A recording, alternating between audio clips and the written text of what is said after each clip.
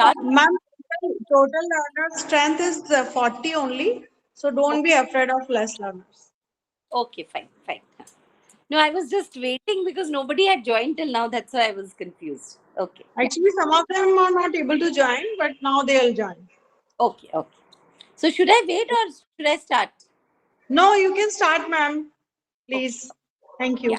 Okay, okay. So I'm Dr. Jhumur S. Roy, and I'll be dealing with your managerial economics.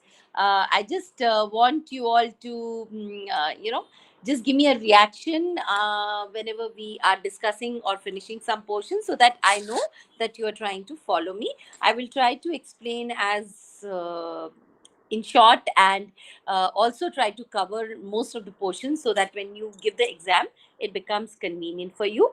I would like to say I've taught for more than 20 years, so I have a lot of experience. I teach PG and UG students in many colleges around India. I have taught these subjects and for a very long period of time. So I hope you all can understand clearly what I'm trying to teach you. One small suggestion, because I teach in a different manner, so it would be very nice if you all could just have a pen and paper next to you. It will be very easy for you to come back and relate to the concepts what I'm dealing with in today's class. And just one small thing I'd like to tell you that there is little fluctuation in Wi-Fi here currently because of the weather.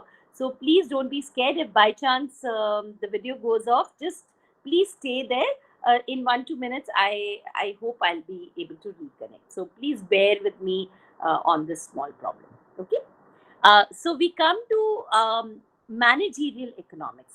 Now, before we come to managerial economics, I will define a little bit about economics as such. So, when we talk about economics, we talk about how how the economy works, how different people in the economy are working, and how they are related to money.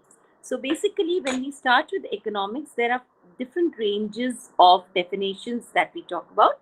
The first kind of definitions were known as the wealth definitions, which were given by Adam Smith.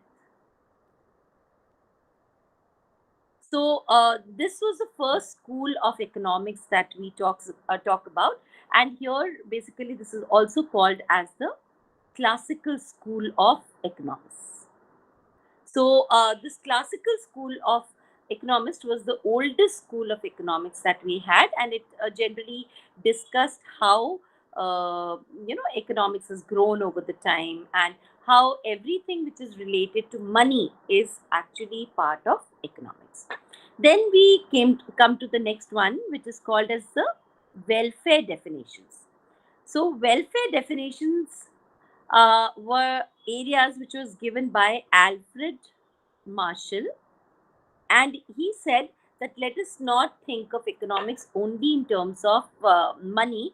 Let us think of economics in terms of welfare, how well people are doing, or how are they using the money to do better things. So that part of economics will come under welfare definitions.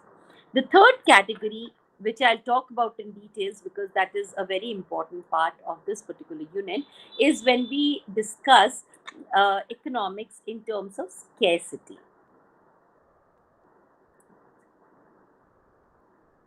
Scarcity.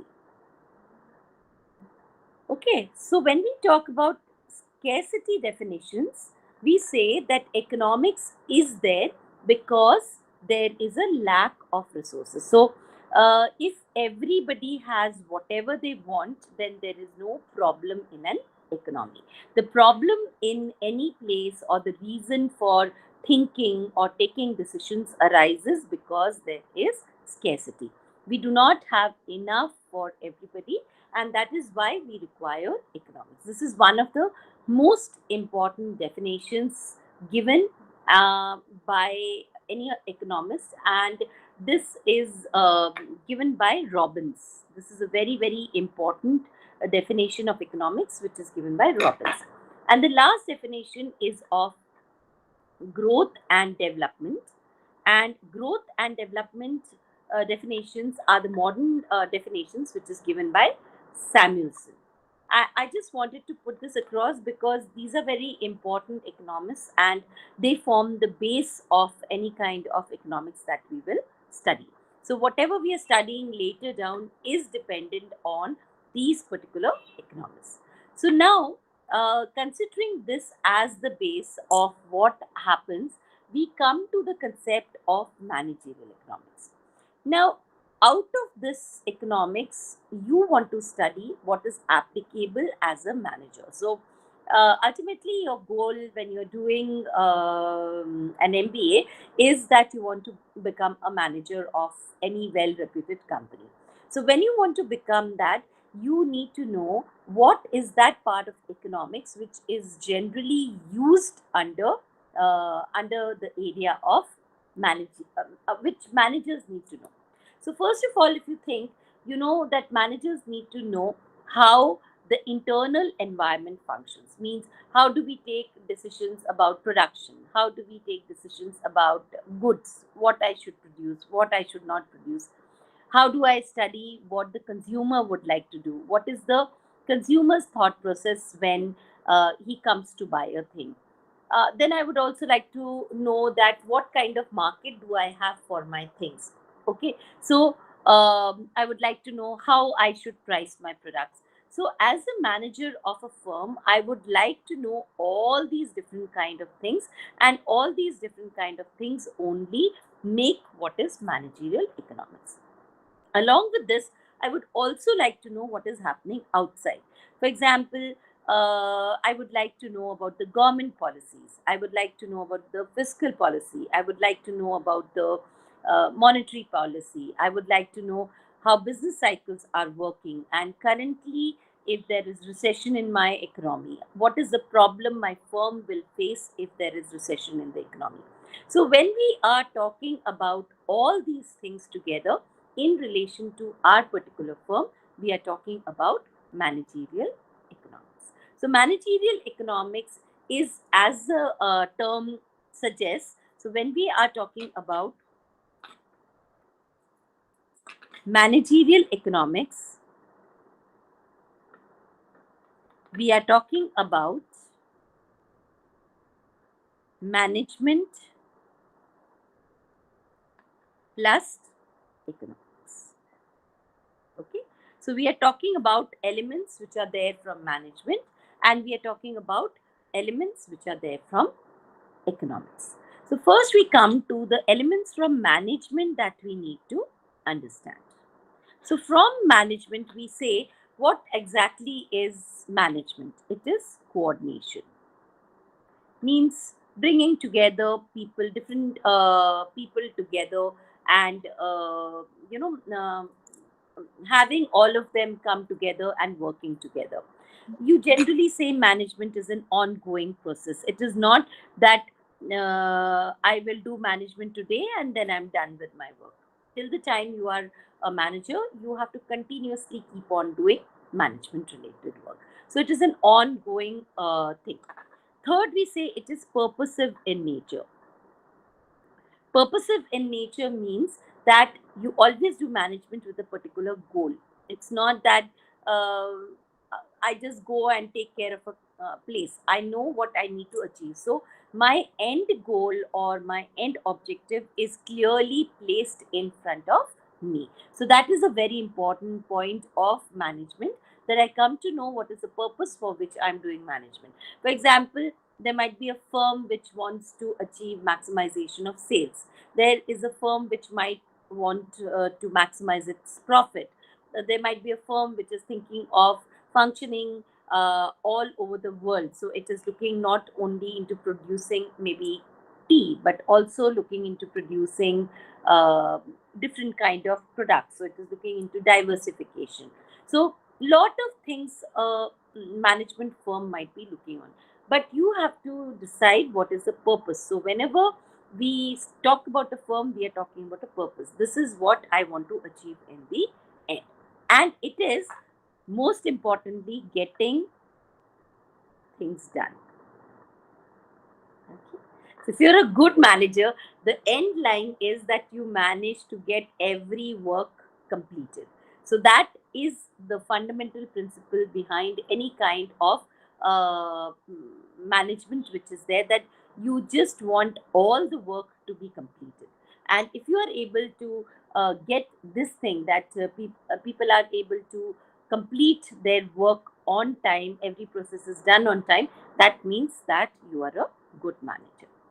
Is this clear to all of you? Can I see a thumbs up or something so that I know you are able to follow?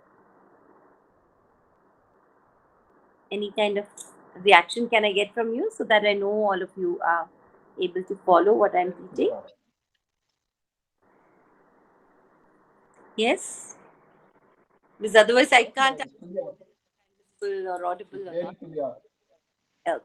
Yeah, thank you. Okay. So now I come to the basic concept of economics that we are saying. And as I said, that when we talk about economics, we talk about the concept of scarcity. Now, scarcity basically means not having enough resources. So, when we say not having enough resources, what happens when you don't have enough resources for everybody?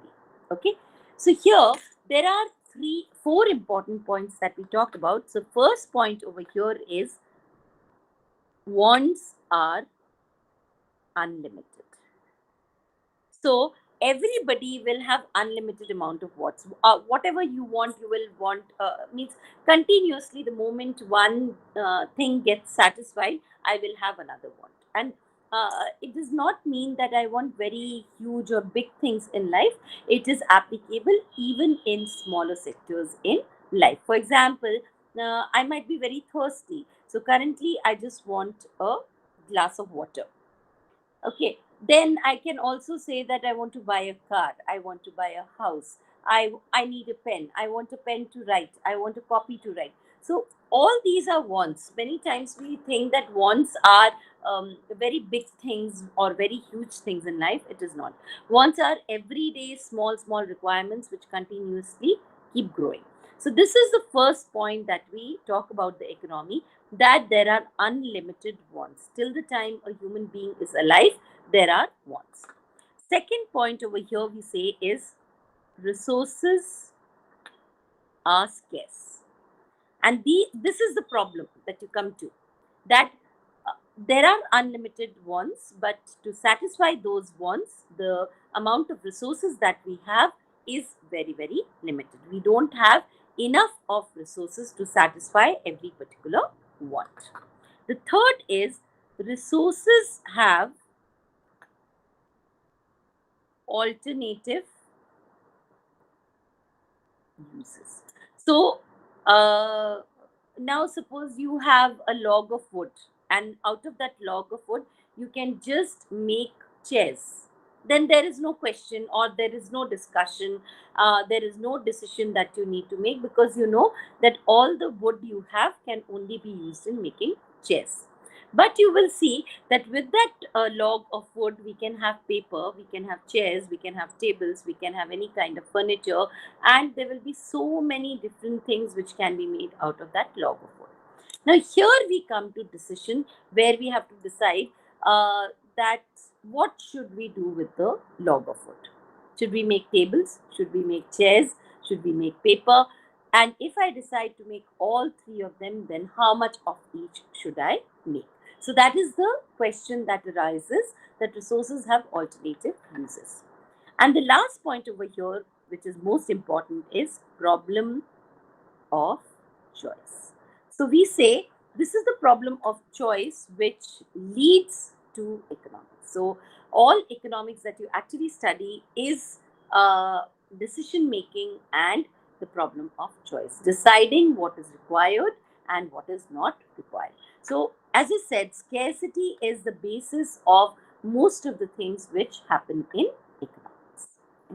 Just give me one second.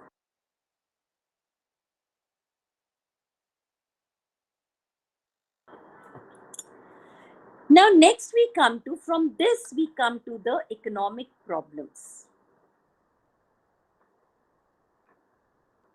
So, if you see from here, now because you've got scarce resources, so first question that you will come to is what to produce. So as I said, that you've got a log of wood. Now in this log of wood, you want to see that whether you want to produce, chairs, tables, paper, you want to do anything else. What is it that you will require? So that is the first primary question that comes to a person's mind. That what is the thing that we need to produce? Second question that comes to your mind is how to produce. So what to produce, when we deal with it in little bit more details, we say, for example, you need to decide maybe how much of war goods to produce and how much of consumer goods to produce. So if you see, any government will have limited funds. It's not that as much as money I want, I can use, as much as resources I want, I can use. No. So when the government has limited resources, it needs to decide whether it should produce more war goods or peace goods or consumer goods or luxury goods or comfort goods, necessities, what food grains production, industrial production, agricultural production. So if you see, the area of discussion is very huge. So it's not a very simple question of what to produce, as I said, just one log of wood. If you see in the economy, there are so much of resources, and out of these resources, I need to decide what I need to produce. How to produce deals with two methods. One is your labor intensive techniques, and the second is capital intensive techniques. So if you see, we have two methods of production, where you have more amount of labor in a country, where you have larger population. Generally, we say that you should use labor intensive techniques for production, and where you have lesser amount of labor, there we say you should use more of capital intensive techniques, means automated techniques where you do not require much of labor and manpower. This is these are the two questions. Third is for whom to produce.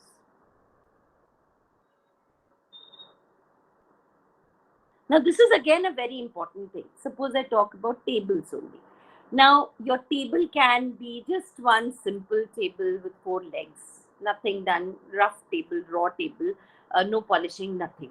Okay, so I say that if I want to make tables for the poor people, that is more than enough. So I will not make it very expensive. I'll make it cheap so that everybody can buy it easily. I will not talk much about quality, because naturally, if I want a lot of designing, it will be expensive. So just basic tables and chairs we will make.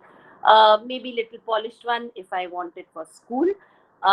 Then I'll say that you want it for a very rich person, so you will say that the person wants a typical designing and ornate stuff and handles and so many different things, because we want to make it expensive. So for whom to produce? Should we produce it for the poor people, for the middle class people, for the very rich people? That also is a decision that we need to take, because based on that, I will have to decide on the pricing of the goods. Then the fourth one is in what quantities.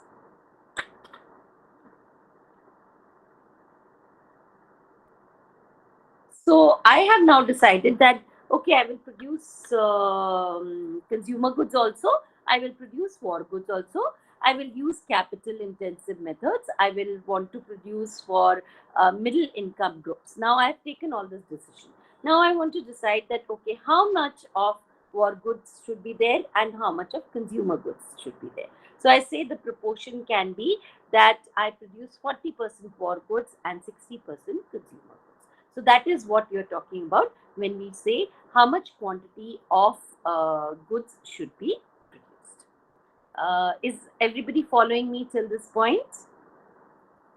Is everybody following me? Can I? It's okay. You don't have to unmute. You can just show me a thumbs up so that I know that all of you have followed me till this point.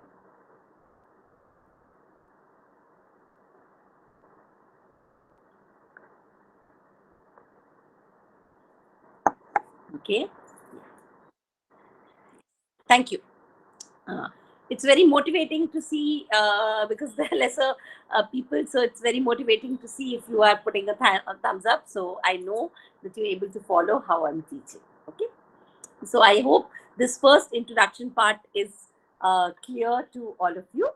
Now I come to the basic concept. As I said, I'll just draw the diagram which is there in your book so that it is relatable to you. So we say you have scarcity, and here you have two things. You have unlimited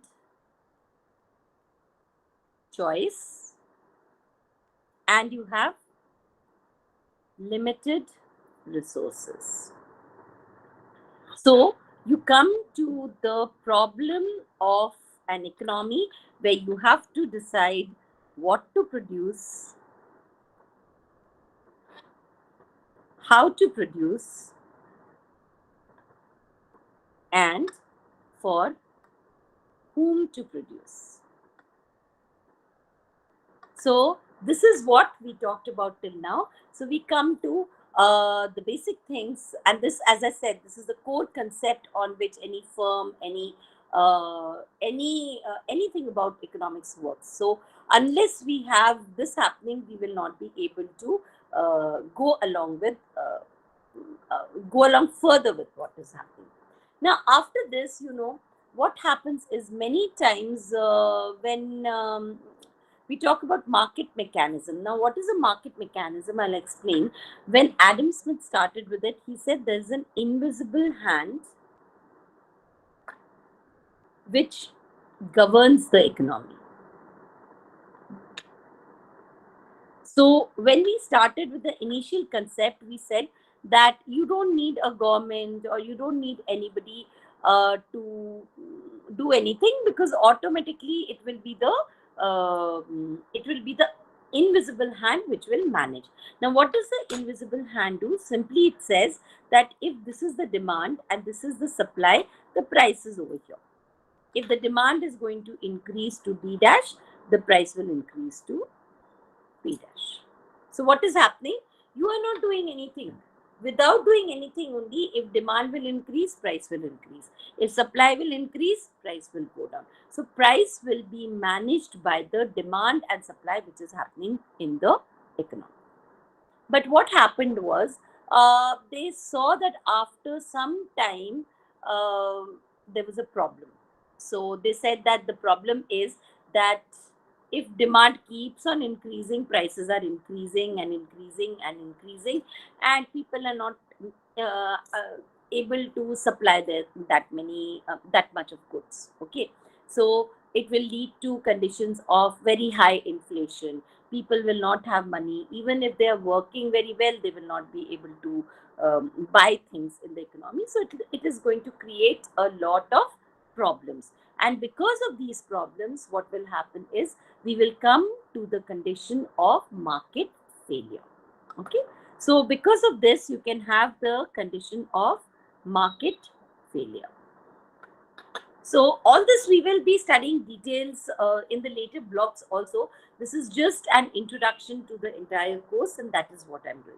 Now what happens is, there are four kinds of things which happen here. The first is when we talk about a monopoly. A monopoly is a market where there is a single seller of goods. Only one person is selling the goods. So what does he do is he keeps on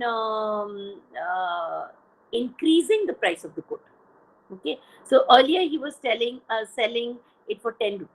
Then he starts selling it for 20 rupees. Then he makes it 30 rupees, 40 rupees. So what he's doing is he's just increasing the price. And in monopoly, you will find that it is for example, electricity which the government gives. It's a monopoly. Now, if the government increases the price of electricity, what will you do? You will have to pay for it.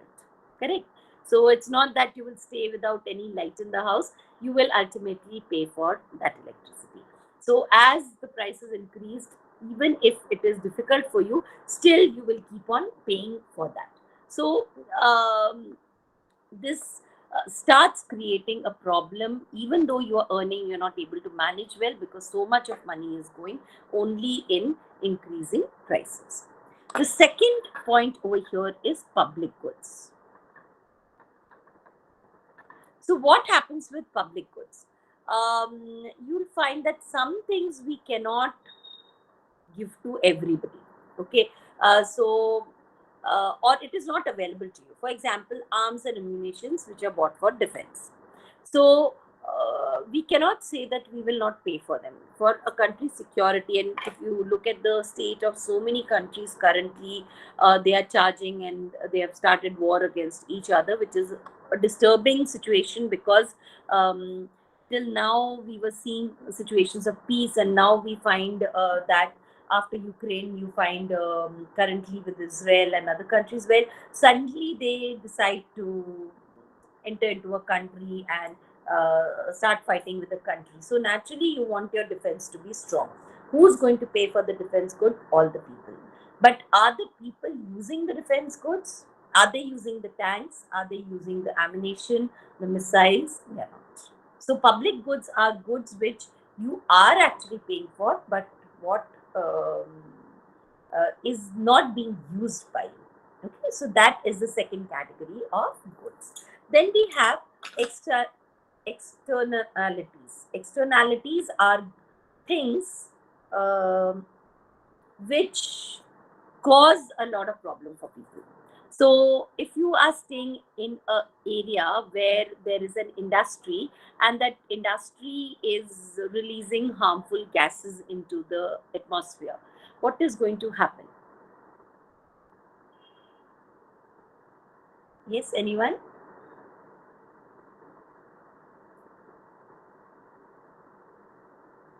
Anybody?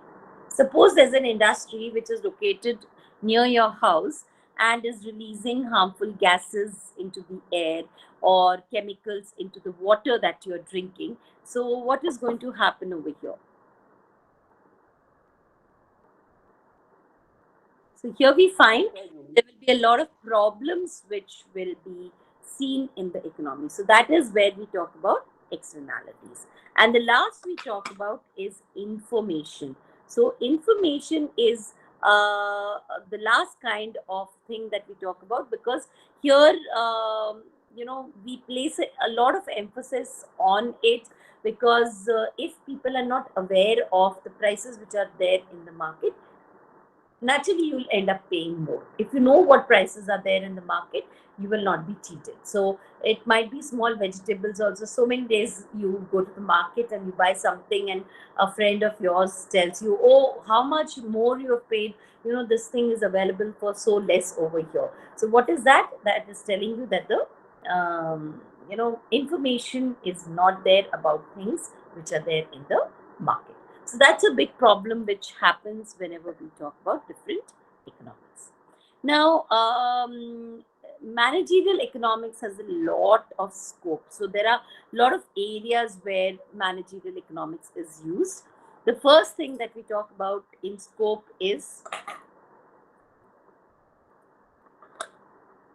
resource allocation.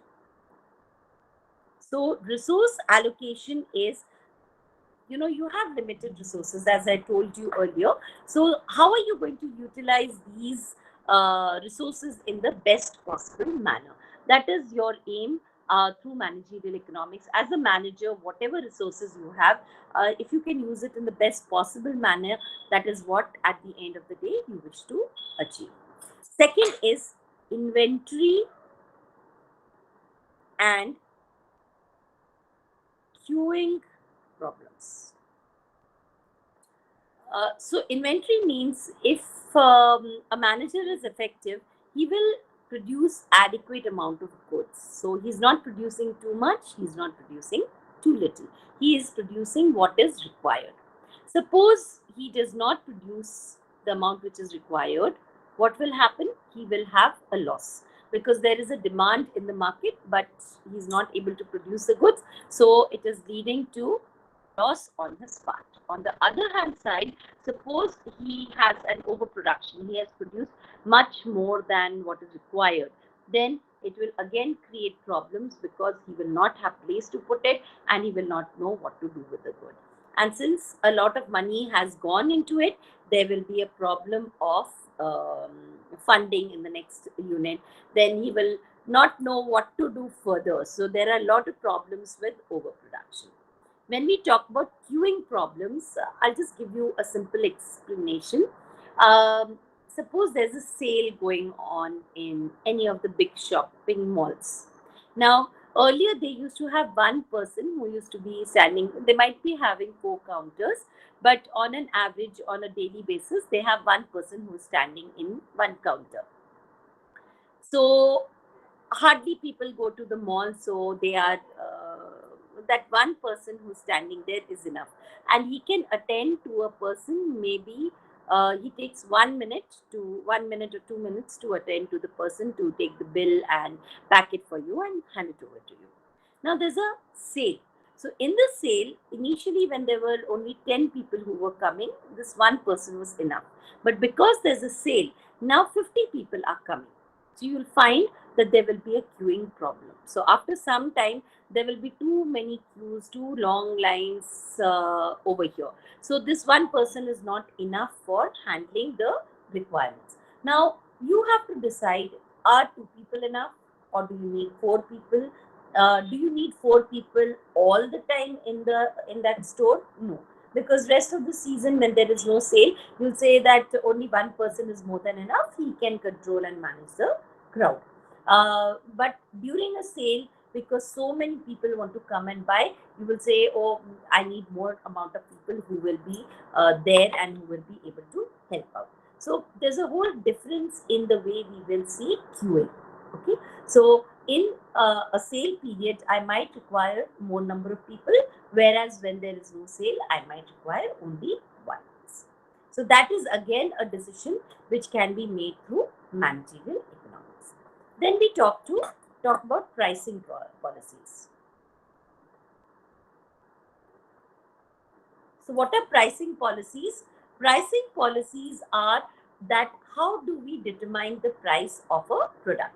Do we charge very high prices or do we charge moderate prices? Now, some people will say that, oh, I don't find it important to find out what is the cost of production. If I buy one good for rupees 100, I would like to sell it for 20% profit, so I sell it for rupees 120. So this kind of pricing is called as cost plus pricing. So there are many pricing techniques which tell you.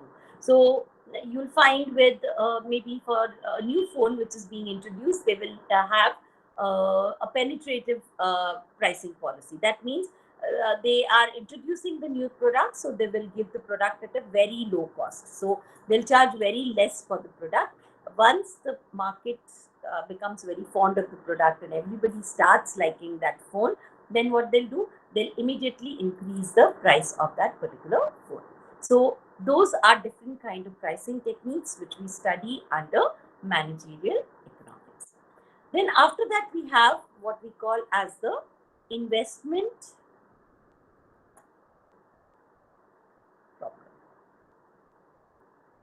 What is the investment problem? It talks about the resources. How are we going to utilize the resources to get us the best possible output? So basically, these are the important areas where we can use managerial economics. Along with this, you also can use it for profit analysis. You can use it for capital budgeting, studying different kinds of competition, studying forecasting, studying demand and supply. So a lot of area is studied through managerial economics. Is this much clear to everybody? Is everybody clear with the scope of managerial economics? Yes, ma'am. Yeah. Okay. So after this, we come to what are the different disciplines with which we relate managerial economics. I'm just giving a basic overview. I will start with all the different kind of diagrams and everything in the next class, but I'm just giving you an overview so that you understand all the things which are coming under managerial economics. So here, when we talk about the disciplines, so which other disciplines do we take under managerial economics? It is, we add up a lot of disciplines, different areas of study to study managerial. So first we always study about microeconomics. See, when you talk about management, you are talking about your firm. You are not talking about all the firms, all the industries, everything. So you are talking about how your firm is going to be. So when we study anything which is individual in nature, we talk about microeconomics. So anything which deals with any individual part of something is called as micro. The second area we study is macro. So under macroeconomics, we take as a whole, as a complete part. So my firm is there, but I also want to know how is the industry doing. So for example, my firm is producing cotton cloth. So I want to know how is the cotton industry doing in India? How is the cotton industry doing all over the world? That will tell me the scope of my firm. Is there possibility that my firm can grow? Is there possibility that I might do something better? So I want to learn about it. So that is why I will try to study what is happening. Is the government giving me any kind of advantage because I'm a cotton firm? So it might be possible that the government has certain policies and it wants to promote cotton production and cotton garments. So the government is giving you free electricity or infrastructure facilities or something so that you are able to develop. So that is another area which we talk about when we are talking about managerial economics. Then we have a very interesting area, a personal favorite area of mine, where we talk about operation research. Now, and let me just tell you this, that operation research is one subject which you will probably study later down in your course as a very important part of your course. In this, it started actually with World War II. So what they did over there was they came to cities. They had less number of planes and they wanted to target certain areas. For example, I have two planes over here, and I have these four areas or two areas which I need to bomb. Okay, so this is enemy area 1 and this is enemy area 2, or maybe this is enemy area 3. So I've got 3 flights. Now, if I send all the planes here, I'm wasting my resources. So what they said was, let us decide this plane is probably closest to this area, so let him go here. The second plane is closest to this one is closest to here, is okay. Now this is equidistant, so maybe let it go the furthest. So at one point of time, I could decide on different targets and I could manage to win the war. So from there, they said that let's use this particular concept in management also. So what they did was they had different techniques like queuing techniques, they had linear programming models, they had assignment models, and they created all these models which could be used within a firm. Project management models, where they said that suppose you are taking a project, you have decided to build a metro between two cities. Now, what are the phases of completion? What is the best possible time? What is the least optimistic time? What is the maximum time that you'll take to complete the project? What is the minimum time that you're going to take to complete a project? So, I learned about a lot of things over here through operation research. So, that also, some portion of it has been incorporated in managerial economics. Then, we also talk about statistics, because without statistics, without data, without analysis, we cannot take decisions. So we need to know what is happening, how growth is taking place, how within the organization, if I want to forecast anything, then I will use statistical techniques. Means next year how much production should be there, how much sales can be there, how can I grow, what should be the betterment. So if I consider all those factors, I will use statistical techniques. And then we have decision making theory. So under decision making theory, I will decide how much of how to decide about different things.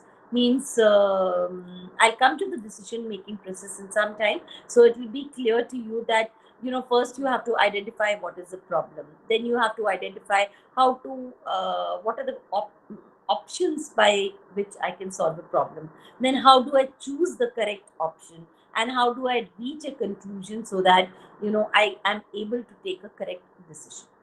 Then the last portion that you have is management theory and accounting. So there are a lot of principles of accounting and management which are incorporated into managerial economics. So what managerial economics actually has done is it has taken some important things from all these areas and combined it in such a beautiful way that you can use it in management. So it is not just microeconomics, it is not just operation research, it is not just macroeconomics, it is elements of that. So you are not studying completely microeconomics or macroeconomics or accounting, you are studying some portions which are only related to decision making in a firm, which are helping you to take better decisions as a manager. So only those areas of analysis are being studied by you. So this is a very interesting and a very important thing which we do under managerial economics. Okay. So is everybody clear till this area? Is everybody clear till whatever I have talked about till now? Yes, ma'am. It's very clear. Yes, ma'am. Yeah. Oh. So now I come to a very important area, and these are very important terms, and I hope you all understand them very carefully. So when we talk about economic analysis, there are a lot of things that we need to understand. The first thing that we need to know is micro and macro.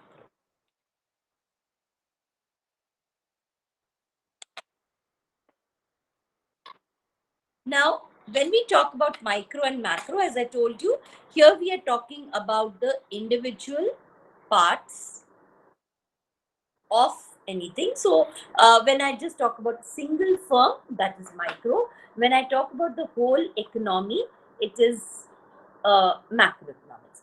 Simple way to understand is, suppose you study one tree, okay, that is micro. When you study the entire forest, then it is macro. Okay, or another way we say it is the worm's eye view, and here we say it is the bird's eye view. So if you see or try to think about the area which a worm can see, you'll find it's a very minute area which is visible to a worm. Okay, for example, currently where you are sitting, just see how much can you see. Okay, if you're sitting on a table, maybe you can see the table in front of you, you can see the laptop, you can see your pen, paper, maybe if you've got water, maybe if you've got your phone, means that is the area you can see. Or maybe if you've got a window, you can see a little bit outside of that window, but you cannot see a very large area, so you're just concentrating on a very small area which is around you. So that is the concept of micro. Now, this is very important, being able to see what is around you. And 90% of us take decisions based on what is around us and what is visible to us. The second area which we talk about is what is happening outside. So it doesn't mean that if I can just see around me, I cannot understand what is happening all over the world. Correct, no? If I listen to a news, I am trying to find out what is happening all over the world. So you'll find that when we talk about a worm, a very small area is visible to us. When we talk about the bird's eye view, a bird which is flying, that bird can see the entire area under it, but it cannot see what the worm can see. I think all of you will agree that a bird can definitely not, if it is flying in the air, it can definitely not see what the worm can see. And similarly, the worm cannot see what the bird is able to view. So, in economics, we need to integrate both these viewpoints. So, I want to see what is practical and applicable at the individual level, but I also want to know what is happening everywhere, because that awareness is important for the development of my particular firm. So that is where we talk about micro and macro. So when we talk about microeconomics, we will talk about consumer demand and supply, pricing, which is happening in your firm. In macro, we will talk about the government policies, monetary, fiscal policy, inflation, business cycles, etc. This is covered under macroeconomics. The second point that you have is called as static and dynamic analysis. Okay, so when we talk about static and dynamic analysis, we are saying that some things are studied at a particular point of time. We are not taking changes in them. So we say that we do not allow for any change. So initially, when we start, you will find if I'm studying demand. So suppose I say demand is a function of price of the good. So what will I assume? That the income is constant, your taste and preference is constant, the population of the country is constant. So all this is constant. Only then can I study this. So this is called as a static analysis. When we are studying only one small factor and we assume everything else to be constant. And this, whenever we talk about the microeconomics portions, which will be there in your course, this is what we are going to follow for an individual firm. Dynamic is, for example, if you want to study your economy, you will find that the government is changing the education policy. It is also changing the infrastructure policy. The firm is changing its pricing. The people are changing their tastes and preferences. Everything is changing together. So that is called as a dynamic study, that you take changes in everything over a period of time. So over a period of time, everything is changing together. A lot of things are evolving together. So you say, what is the impact of the changing education policy on employment? So we say that the impact has been good because it has provided more amount of employment. What is the impact of chat GPT on employment? Currently, a very, very hot question which everybody wants to discuss is whether chat GPT and AI will take away our jobs. Okay, so this is a very burning question, highly discussed question. What is this? This is basically a dynamic concept, because only time will tell that whether it is going to be providing more jobs or is it going to take away our jobs. So we do not know about it, and we cannot decide now or take a firm decision now. Because I remember, initially when computers were introduced in India, I know there was so much of protest against that, and people said that it is going to take away all jobs and it is just going to take away the world, and people will not have jobs, etc. After so many years, I think we will all agree that computer has created so many jobs for so many people all over the world. Even now today, you are in another country, I am in another country, we are able to learn from each other is because of a computer. So only time tells you whether how it is going to change, and these concepts that we study come under dynamic analysis. Okay, then we come to the next one, which is positive and normative.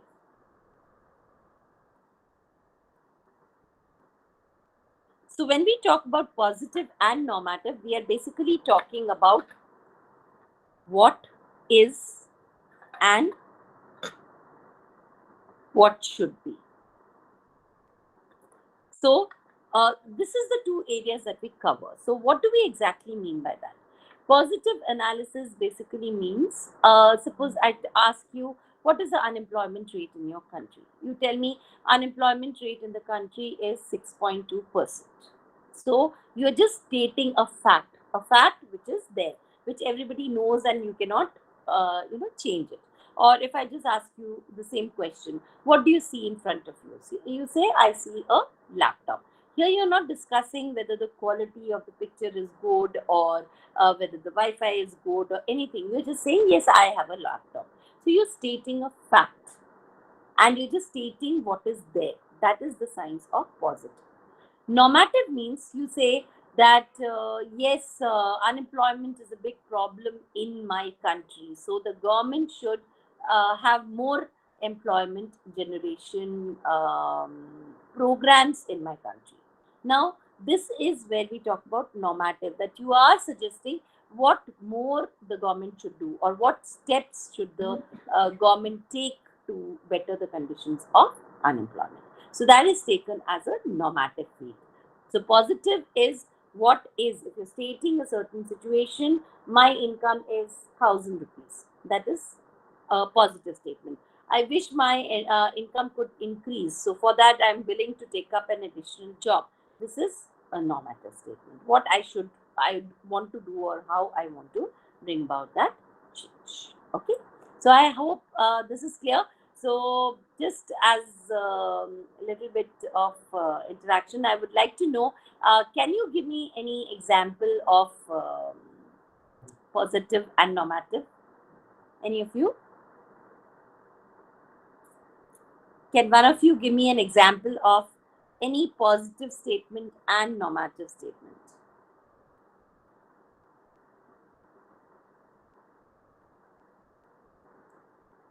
It's okay even if you're writing it in the chat. I will read it from the chat also. Please put it in the chat. Can you hear me? Yes? Nomadic is like saying, I don't take cold water because I don't want to catch cold. Okay.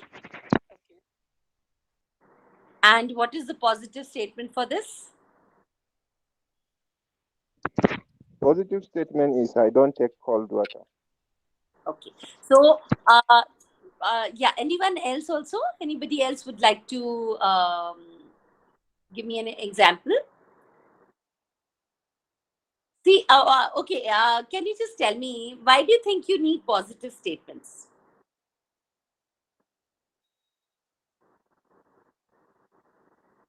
Any reason for that? I'm okay with you writing in the chat. I will read it out. No problem. Yes, Farida, you raise your hand here. You can tell me.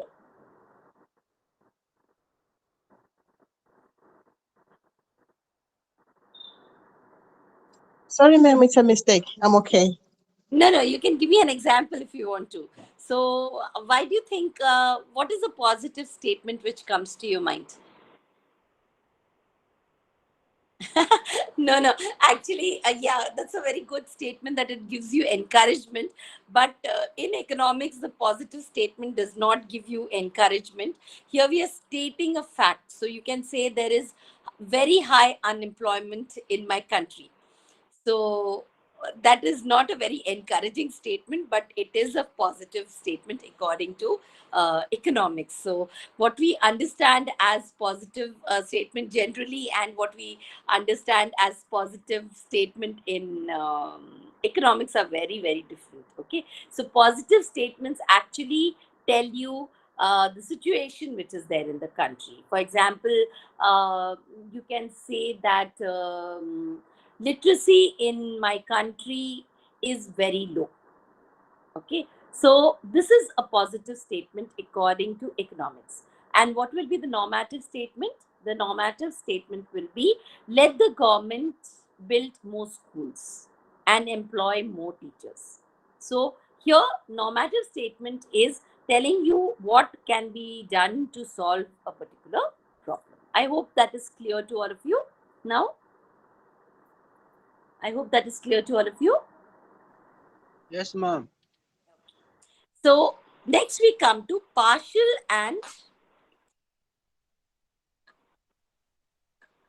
general equilibrium. So, partial is that we just assume one thing is constant at a time. One thing is moving, like this example that I gave. Here, you are talking about partial equilibrium because we are just taking change in demand and change in price. But I'm taking income as constant, I am taking taste and preferences as constant, I am taking population as constant. So, I'm not changing anything except demand and price. So that is partial equilibrium. And general equilibrium is what we study under macroeconomics, and we'll be doing theories under this. Now, I just wanted to explain the concept uh, of equilibrium to you all so that you can understand. Now, suppose you say this is a bowl and there is a ball over here. If you push the ball over here or on this side, either side, what will happen is you always come back to this position. Correct? No? Whichever side, if you put a ball in a bowl, whichever side you push the ball will always come back over here. So this is called as stable equilibrium. Okay. The second is, suppose we have the bowl as turned about.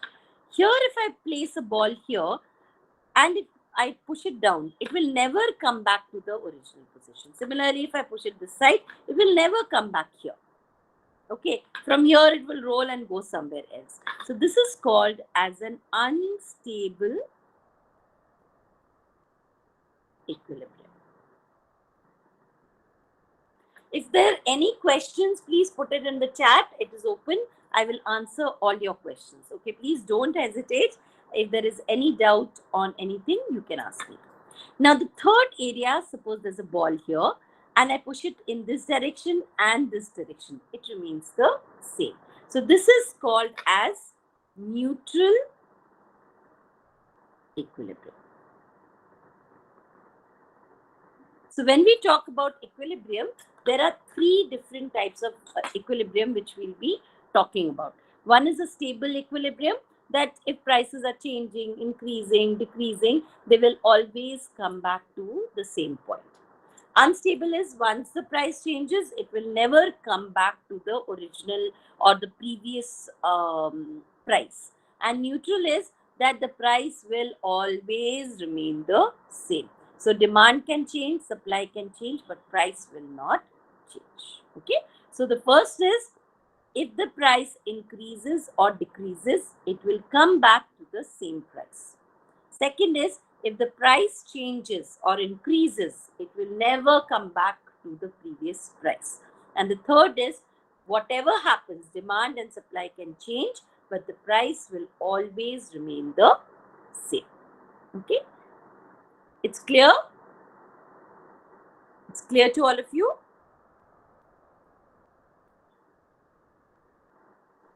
Yes, ma'am. It's clear. Okay.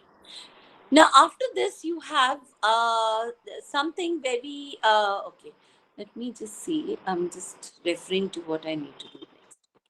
Now we'll come to things which are related to the firm. Okay. So, till now, we were talking about general managerial economics. Now, we'll come specifically to the firm and number of things which are related to the firm. So, before we come to this, I would like to talk about one very important thing. And as you know, the time also is less, I will just talk about this basic thing and then one or two concepts more, and then I will continue in tomorrow's class. So, when we talk about the firm, we have something which is called as the circular flow of income. Now, what is the circular flow of income? It is that there are four areas which we study. So, first is the household. The second area that we study is the firm. Then we have which is called as the factor market, and the fourth which is called as the product market. Okay, so whenever we talk about the basic economy, see, this is just the basic economy, we are not even talking about the government. So this is called as the two sector economy.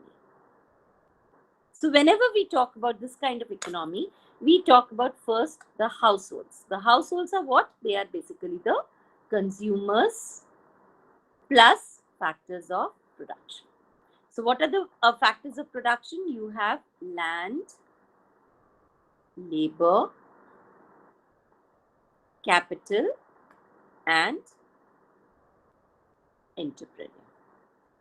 So these all things come from households. So what do they do is, when we talk about going to the factor market, they will give their labor. So they will give land. If they have land, they will want to give it for rent. If they have, they want to work, they will come to work. If they want to, if they have money, they would like to invest it in a business.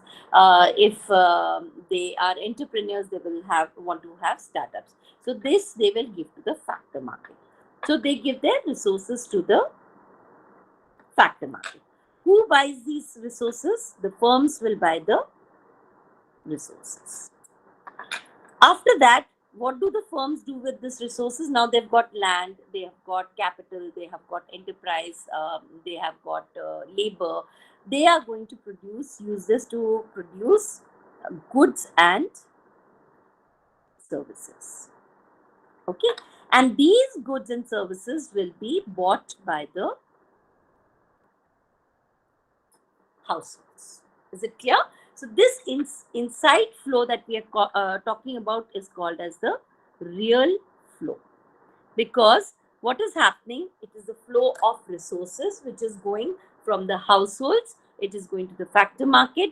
From the factor market, it is being bought by the firms.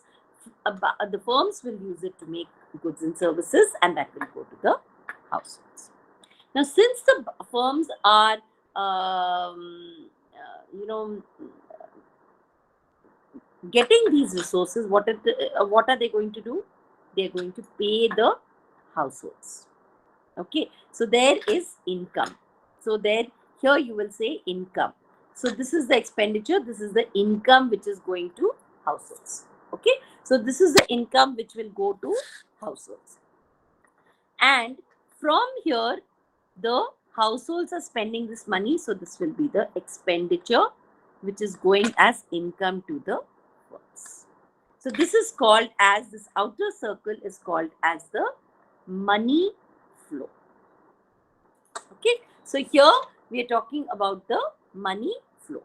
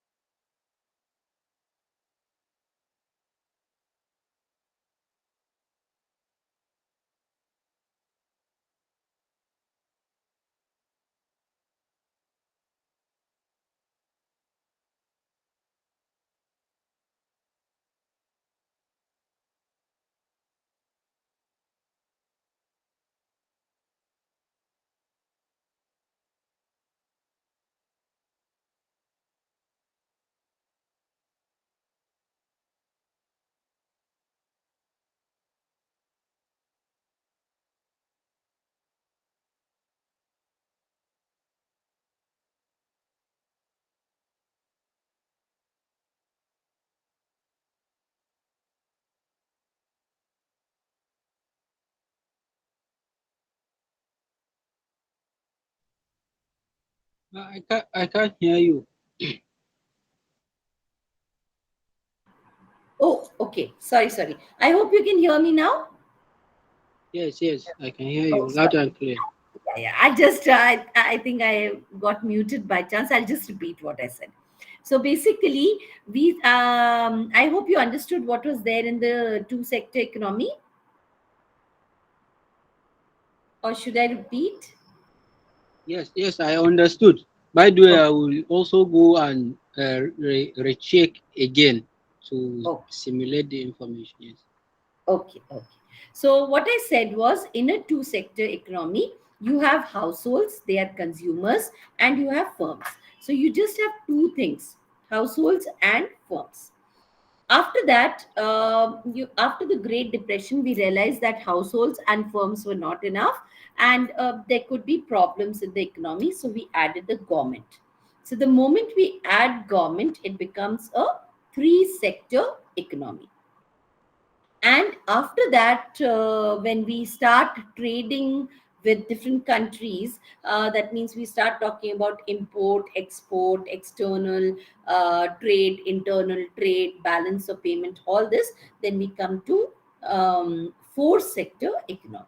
So as we grow, our economy goes from two sector to three sector to four sector economy. That is how our economic development will take place. So this is a very important area which you all have to know very clearly about, the circular flow of income. So we say money goes round and round in the economy. It does not go out, it just goes round and round. So what you are earning is somebody else's expenditure. Okay. And what you are spending is somebody else's income. That is how we talk about circular flow of income. Okay. Now, I'll just see what area I can complete so that, yeah. So, okay, let me just talk about objectives of a firm.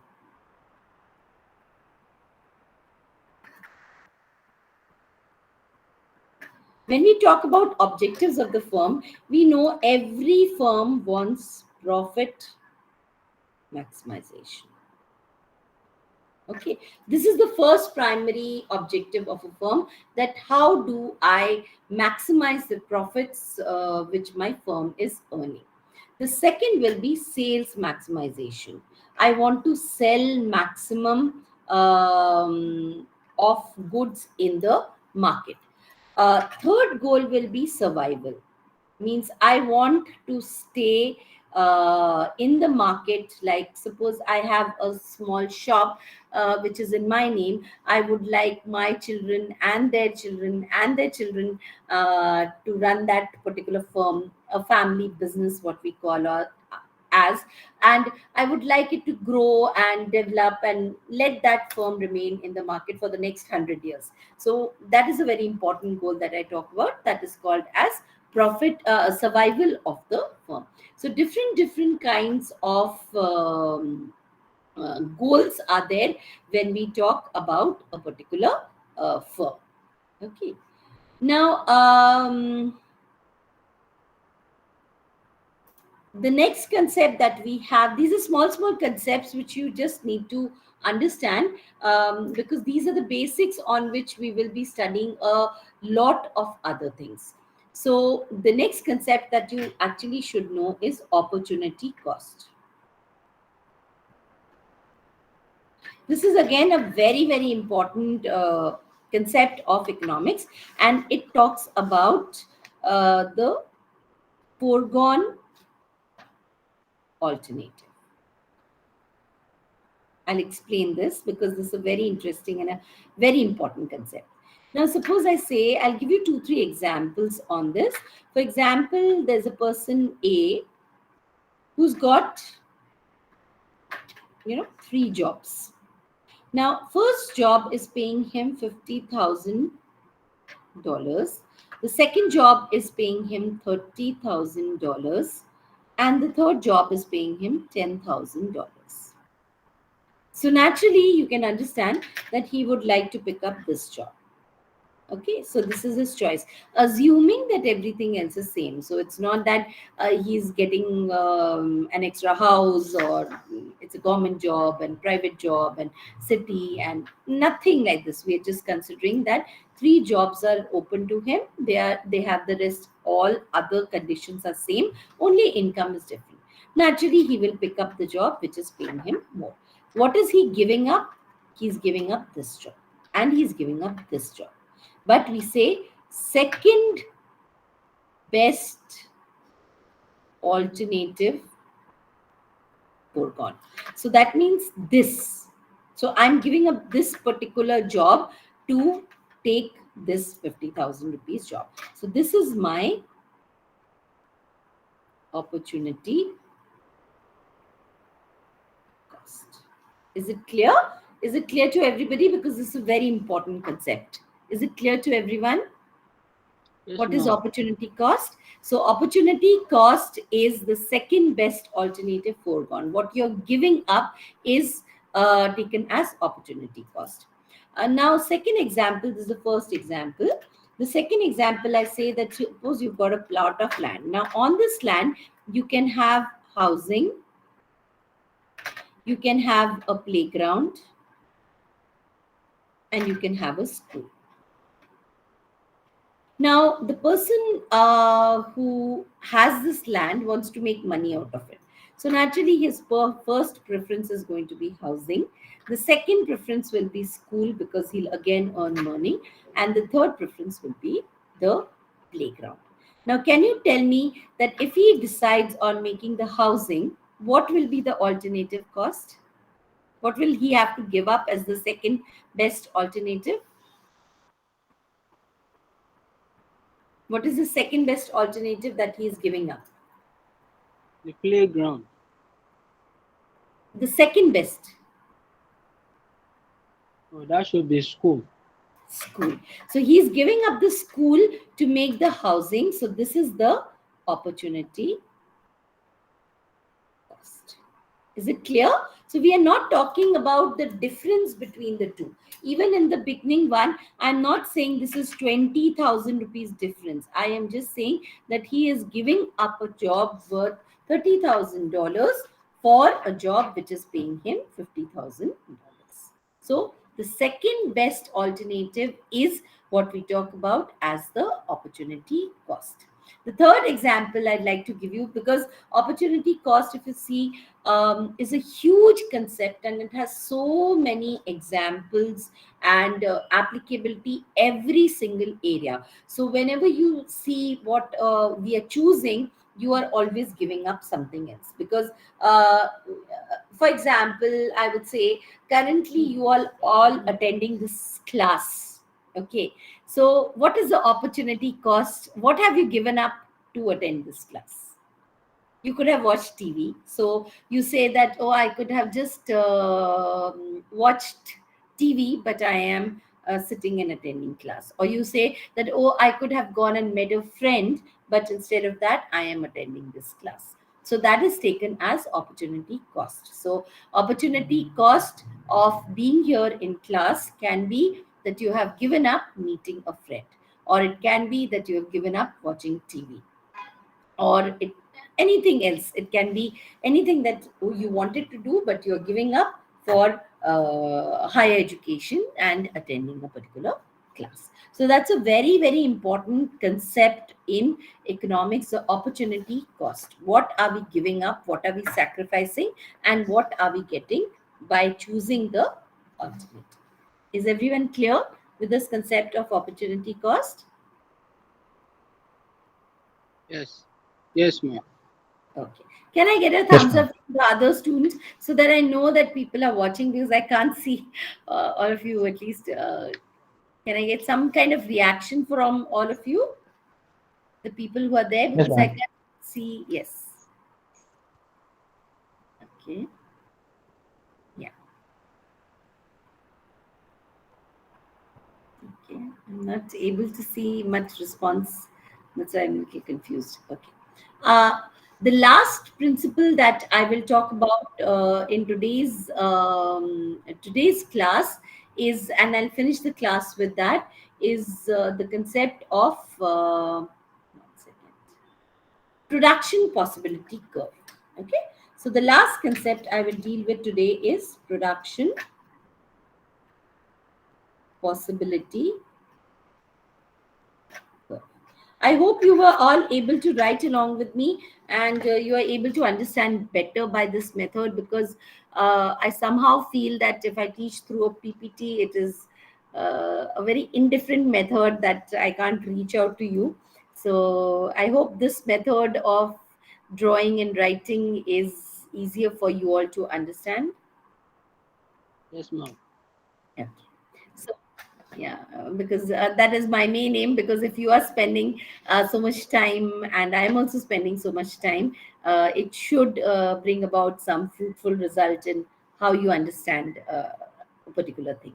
Okay, so now here we talk about production possibility curve. Now, what is a production possibility curve? It tells you that if you use all your resources to produce any two goods in the country, what is the amount of production which is going to take place. So they have given example of producing butter and guns. What does butter represent? Butter represents your peace goods, and guns represent your war goods. So this is the standard example which is taken. So we want to draw butter on one axis and guns on the other axis. So we say that suppose all your resources, everything you have in your country, you are producing these two goods. So you will get a curve like this telling you how much of guns and how much of butter can be produced by using labor and capital in your country. So that is suppose all your resources are used in producing butter, you will be here. If all the resources are used in producing guns, you'll be here. So generally, if I'm using a mix of resources, I will be somewhere in the middle. Now, suppose I say this A point. This A point shows that there is complete utilization of resources. You are using your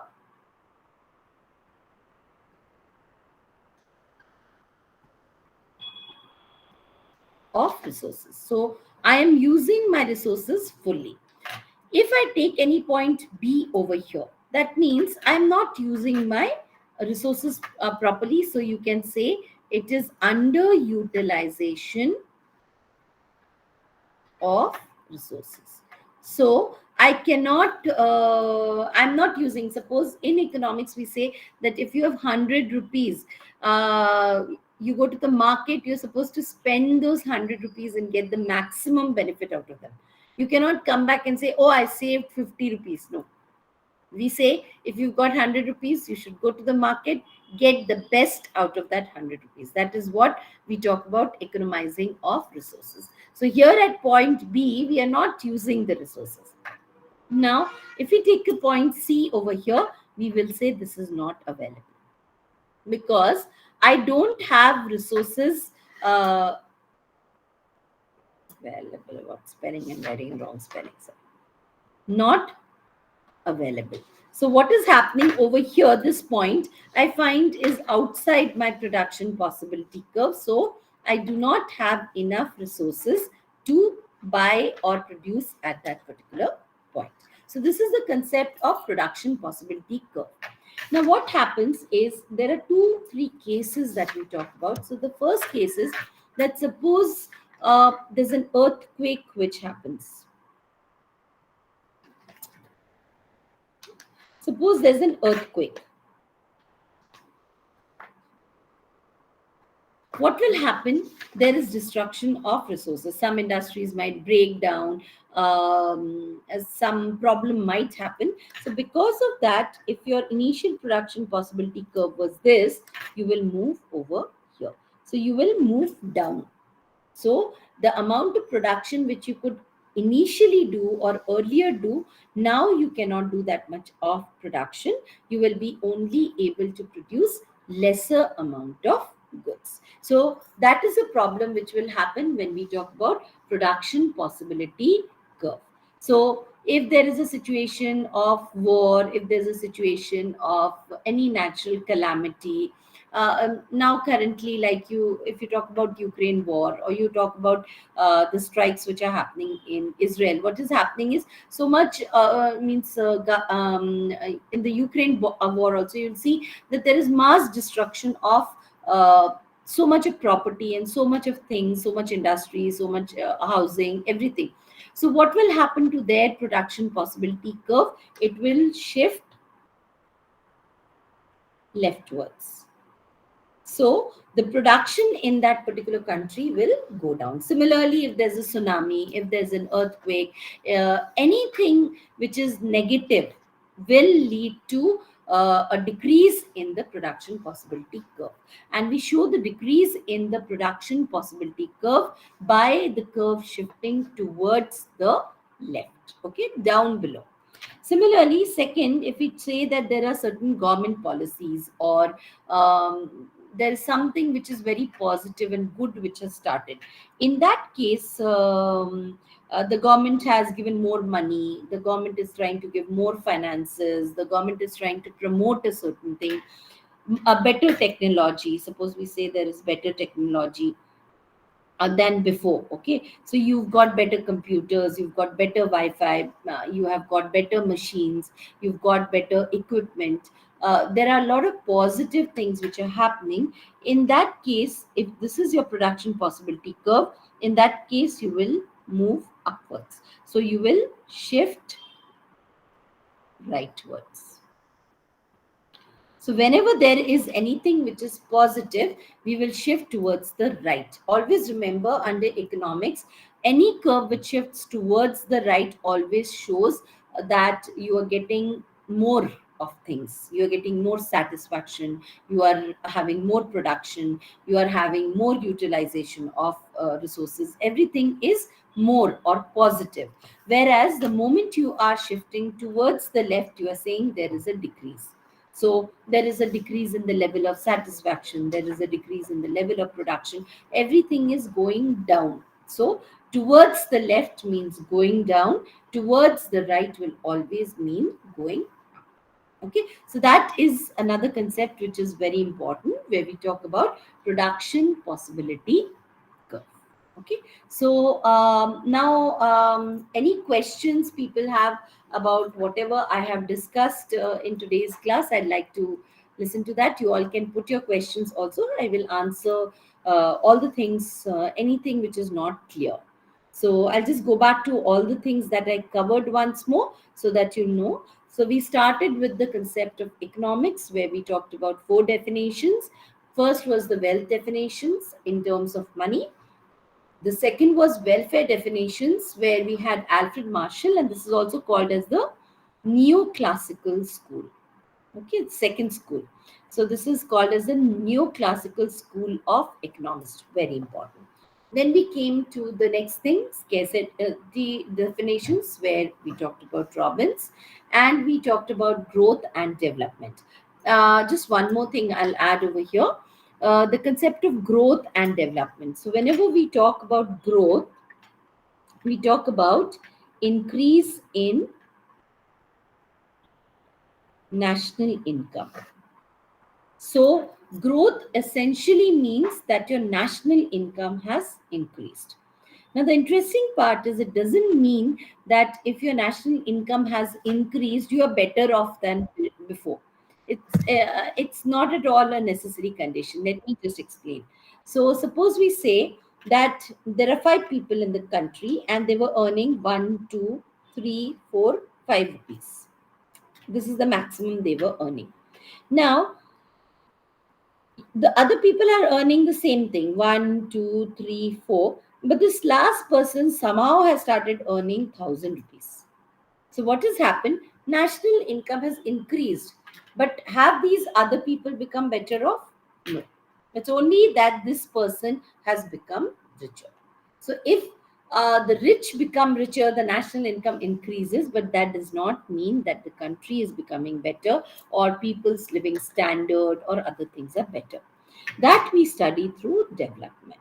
So development actually talks about better education, uh, education, healthcare, infrastructure. All this, if it is changing, then we talk about development. So development is a better concept to study than only growth. Okay, that I didn't discuss earlier, that's why I added that point. Then we started talking about managerial economics, that is management plus economics, and we said management has four important things which we need to study. The first is that there should be coordination between different sectors. We said that management is a ongoing process, it continuously keeps on moving, it is with a specific purpose, and at the bottom line it is getting everything done. Then we came to four important points, that is of economics based on the concept of scarcity. That is, wants are unlimited, resources are scarce, resources have alternative uses, and problem of choice. This gives rise to the economic problems, and the main important economic problems are what to produce, how to produce, for whom to produce, and what quantities to produce. Then after that, I talked about the scope of economics, about resource allocation, inventory, queuing problems, budgeting problems, pricing problems, etc.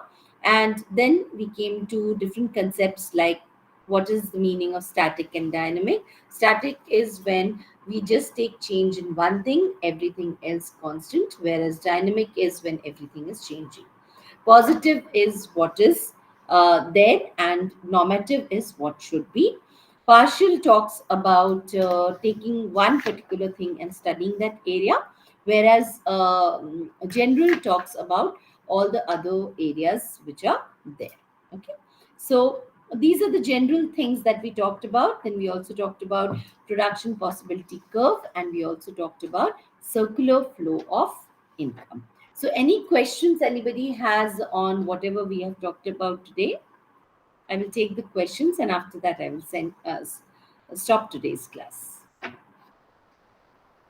Any questions? You can write any questions that you have in the chat box. Yeah. Any No further questions for now, questions? ma'am. Thank you. Yes. Please tell me. No, no questions for now, ma'am. Thank you. Okay. So, is everybody clear? Can I have some kind of um feedback from you all if you're able to understand what I discussed in today's class?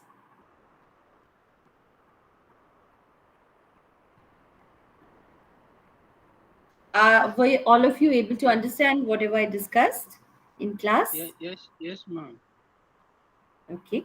What about the others? Yes, Can I ma'am. just Your class is one of the Yes, most ma'am. interested and interactive class. I really enjoy it, and how you use this method of writing and showing us is very self-explanatory, and I really enjoyed the class. Thank you very much, ma'am.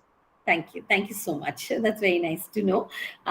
So I'll be Sure. discussing. Yes, Usman, you wanted to say something? Yes, ma'am. Thank you. We now have more questions. Yes. Okay. So, any questions? It's no problem. Even in tomorrow's class, you can definitely ask me. So, I'll be drawing a lot more diagrams. So, I would request you all if you could just have some maybe colored pencils or colored pens next to you for tomorrow's class, because I will be drawing and explaining all the different diagrams which are there in demand analysis and production analysis and markets. So yeah, that is a very interesting portion of the course, and I will be dealing with that in the next course. Okay, next class. So see you all tomorrow. Please join in on time, and we'll start the class exactly at 7. Okay, thank you all. Have a great day. Thanks a lot, ma'am. Thank Thank you, you. Bye. ma'am. Thank you. Thank you so much. Thank you, madam. Thank you.